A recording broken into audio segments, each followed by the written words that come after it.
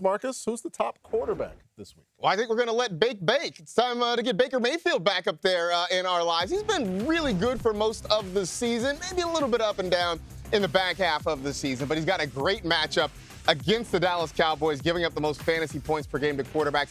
Sneakily, the Cowboys giving up a lot of rushing production to quarterbacks. Like, yeah, I know they faced Lamar Jackson and they faced Jaden Daniels, but Brock Purdy went for 56 and a touchdown against them in Week 8. Drew Lock went for 57 and a touchdown against them in Week 13. And yeah, we don't consider Baker Mayfield to be a big-time rushing quarterback, but he's doing just enough with his legs to sort of be interesting, not to mention the fact that this is a pass-heavy offense. They're going to get Mike Evans, probably Jalen McMillan very involved. So I think this could be a really big week for Baker Mayfield. I'm going to go with Jalen Hurts at the quarterback position, over 24 fantasy points in back-to-back games. He has averaged right around 24 points in games against the Commanders, 14 rushing touchdowns this season, the most in the NFL. And quite honestly, every year, you're like, he's not going to run for that many, especially coming into this season. With Saquon Barkley there, you're like, well, they finally realized they've got to let their other players get into the end. No, they've never learned that. They're going to continue to do it.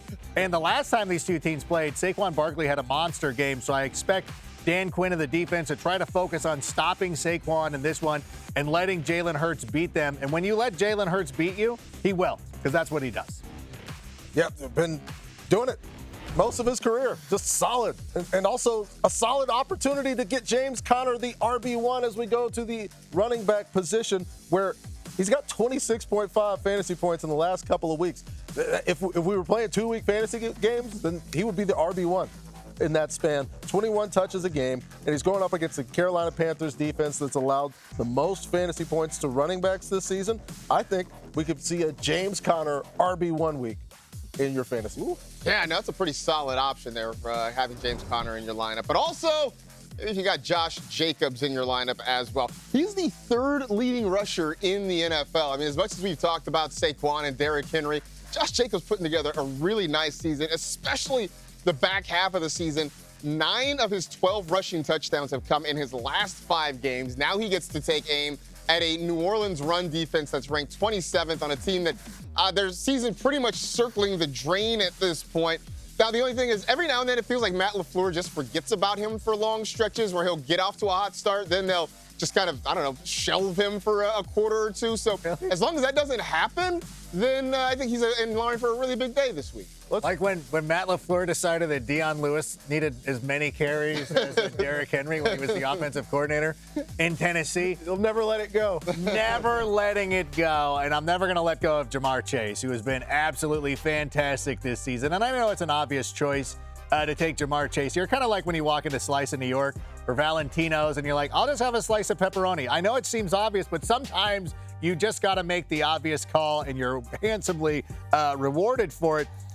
He has averaged over 33 fantasy points in his last 5 games. He's had fewer than 20 in just one of those contests.